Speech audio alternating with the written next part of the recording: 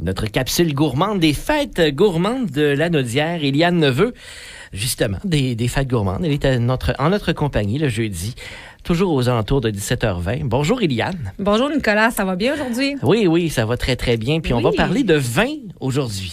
Oui, on parle de vin lanaudois. On aime ça, ce sujet-là. On s'en va faire un tour du côté de Sainte-Marie-Salomé, visiter le vignoble Tête au Vent à notre capsule aujourd'hui de ce vignoble Tête au Vent. Pierre Hébert est là. Bonjour Pierre. Bonjour, ça va bien? Ça va très bien. Content de te recevoir pour parler de ce vignoble Tête au Vent à Sainte-Marie-Salomé. Qu'est-ce qui vous distingue à votre vignoble? Ce qui nous distingue, c'est que nous faisons des vins nature. Oui, c'est quoi ça, des vins nature, pour ceux qui ne le savent pas? Là? Pour ceux qui ne le savent pas, ça commence, dans le fond, en régie biologique au champ. Okay. Donc, aucun engrais chimique, aucun pesticide. Les mauvaises herbes sont enlevées à la main ou mécaniquement. Donc, ça demande beaucoup plus de temps. Là. Beaucoup plus de temps et de patience. D'énergie et d'employés. Oui. L'idée, c'est évidemment, on fait attention à notre vigne. Elle travaille fort du printemps jusqu'à l'automne. On produit des très belles grappes de raisin. Alors, une fois qu'on est en régie bio au champ, il faut continuer le travail au chai, donc dans l'élaboration des vins. Donc, les fermentations démarrent avec les levures indigènes que sur le raisin et on n'ajoute aucun produit œnologique dans nos vins. Aucun sulfite, aucun sucre ajouté. Les vins sont non filtrés. Donc, tout ça, ça fait, dans le fond, les vins nature. Quand on dit pas de sulfite dans le vin, souvent, on dit que c'est ça qui donne un peu mal à la tête si on prend un verre de trop.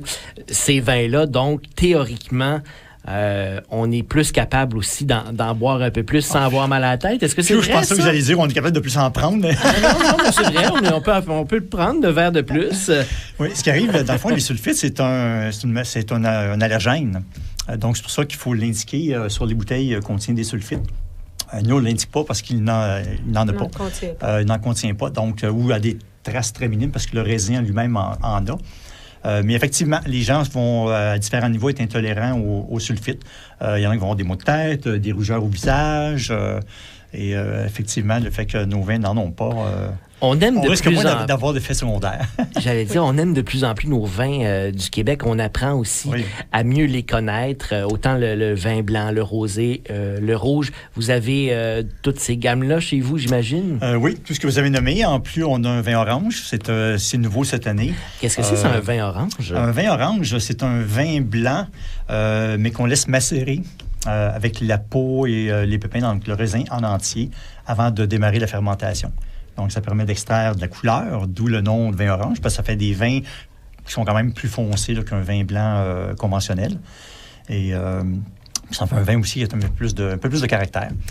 On sait que la tournée des vignobles, il y a beaucoup de gens qui adorent visiter les vignobles parce que c'est souvent magnifique. Chez vous aussi, en plein été, on peut visiter le vignoble. Oui, absolument. On a une salle de dégustation où on accueille les gens, on leur fait découvrir nos produits. Et on a une belle terrasse qui donne sur le vignoble. Alors, les gens peuvent venir siroter un petit verre de vin. On offre des planches de charcuterie également à déguster qui sont en accord avec nos produits. Alors, les gens peuvent passer des beaux moments. Et quel serait le produit phare de votre vignoble, Pierre? Oh, si je me fais l'en passer, c'est notre pétillant rouge. Le pétillant rouge. Oui, il n'y en a pas beaucoup qui en font. Donc, c'est vraiment comme un vin mousseux. Avec un petit peu moins de pression et fait avec nos raisins noirs. Donc, ça fait un vin de terrasse très agréable durant les chaleurs d'été.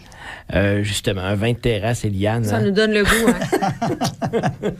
Est-ce qu'on pourra le déguster aux fêtes gourmandes, celui-là? Absolument. Tous nos produits devraient être disponibles pour les fêtes gourmandes. Ça va me faire plaisir de les faire découvrir aux gens de la région. On va aller faire un tour. C'est sûr qu'on est aux fêtes gourmandes et on va passer par votre kiosque et pourquoi pas aller vous voir aussi directement à Sainte-Marie-Salomé. Vous êtes à quel endroit, à Sainte-Marie? On est sur le chemin Saint-Jean, au 190 chemin Saint-Jean. Donc, ceux qui connaissent un petit peu le coin où ça devient un cul-de-sac, c'est là qu'on se cache. Donc, on ne peut pas vous manquer. Absolument pas. Il faut aller virer dans le cours, c'est bien plate. Un oui. petit verre de vin sur le Ben fly, oui. c'est parfait. C'est là qu'on retourne de bord. Exactement. Après avoir... oui. Après la c'est sûr. visite, évidemment. Eliane, rappelons les dates des fêtes gourmandes. Donc, du 15 au 18 août au Parc des Cultures de Saint-Jacques, le 15 étant une soirée d'ouverture de spectacle. Vous allez savoir, si vous nous suivez sur les réseaux sociaux, absolument tous les détails parce que tout a été dévoilé dernièrement. Alors, on vous invite à nous suivre dans nos réseaux pour ne rien manquer de toute la programmation. Ah oui, alors fête gourmande, vous faites la recherche de toute façon sur n'importe quel moteur de recherche. Là, si vous ne voulez pas l'écrire directement, vous allez tomber sur le site facilement. Oui, tout à fait, exactement. Pierre Hébert, merci beaucoup de votre visite. Ça m'a fait plaisir. Eliane, on se dit à la semaine prochaine. À la semaine prochaine, Nicolas, merci. Bye bye.